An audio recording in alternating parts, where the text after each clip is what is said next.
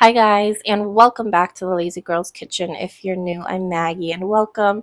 Today, I'm going to share with you a dessert that's inspired by a dessert that I would eat in Poland. When people would get married, they would make these. I took that same concept, but I made it kind of my own.